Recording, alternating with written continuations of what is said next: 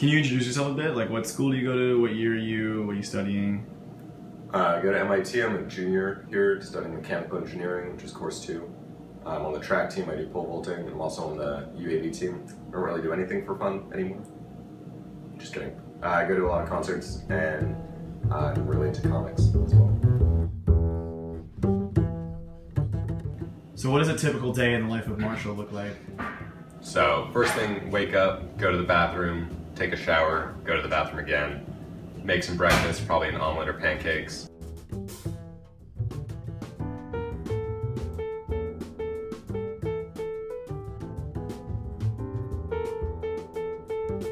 And then maybe take another trip to the bathroom before biking to school. Probably have 1 or 2 classes. If I have 2 classes, I'll go to the bathroom in between the 2, and then definitely after the second one. If I have lab that day, hopefully I don't have to go during lab because that's a hassle, but possibly there. And every time you're going to the bathroom, you're Pretty much pooping every time. And then from 5 to 7 we have track, so I'll go to minimum 3 times before, during, and after track, probably up to like 5 times though. And then on like Wednesday I have a UAV team meeting after that, so that's in N52. I'll probably go to the bathroom at least once there, and then come home, have dinner, brush my teeth, go to the bathroom again, and then go to bed.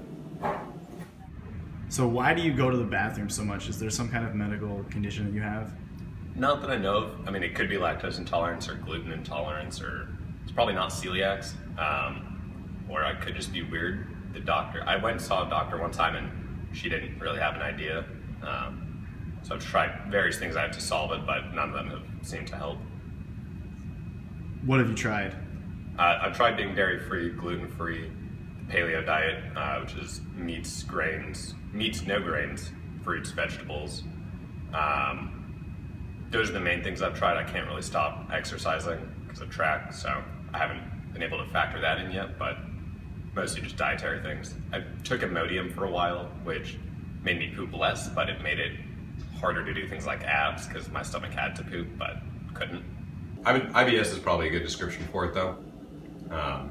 I think that's something that generally people don't know how to solve. It's just kind of, you have pooping problems, IBS.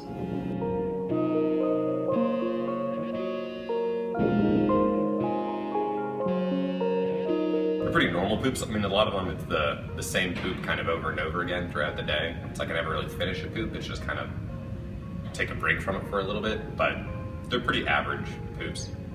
So this bathroom is probably my favorite bathroom on campus.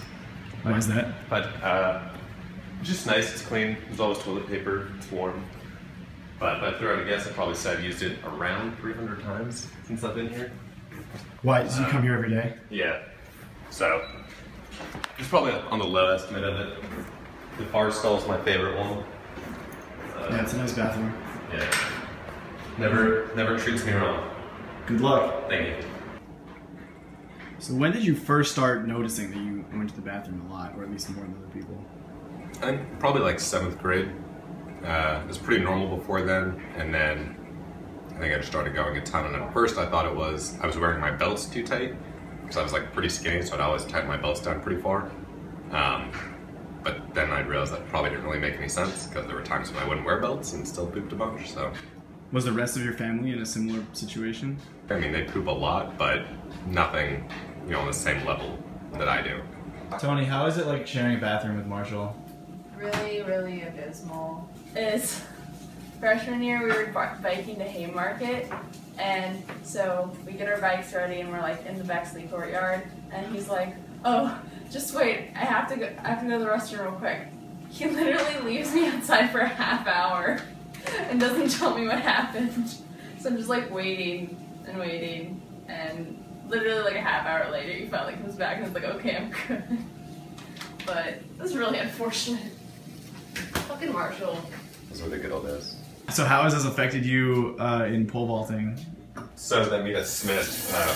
It started off pretty normal bathroom experience, but then I think probably about 30 minutes into it, it got to the point where I wiped my butt so many times that it started bleeding, and then when I would leave and come back and poop on it again, it would get the poop into like the cut of my butt, And so, like, it was really painful to have, like, it's like affecting a cut almost with poop, but literally. Yeah, so that was actually really, really painful. It was funny, at one point, Ian Perry, one of the kids on the team, came into the bathroom and said he heard me moaning because it hurt so much every time I'd have to wipe and then poop and then wipe again. Did it affect your competition? Did it affect how you vaulted? Generally, it's a huge distraction. I don't try not to count on it to help me or hurt me. That was probably the worst, but it's a pretty constant struggle.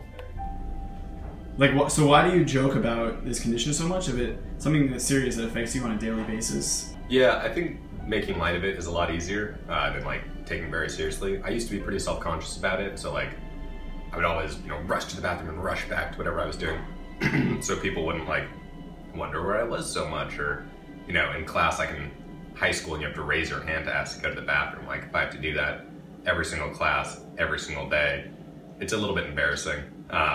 In college, I think I found a closer group of people who are also, like on the track team, at least a lot of people have pooping issues, so it's very easy to joke with people about it and, kind of not diffuse the situation, but keep it on a light tone where it's not like, oh my God, what is he doing in the bathroom so long? It's just, that's Marshall, he's a pooper. It's much easier to deal with it when no one thinks it's weird. Do you see this impacting your life in the future, or is it something that you've learned to just kind of accept? Pretty much just learned to accept it. I'm really hoping it just goes away when I'm done with like track and college and the general stresses of my life, which would probably be when I'm dead, but it's livable. It's just really obnoxious, and learn to go often and quickly and hope people don't notice.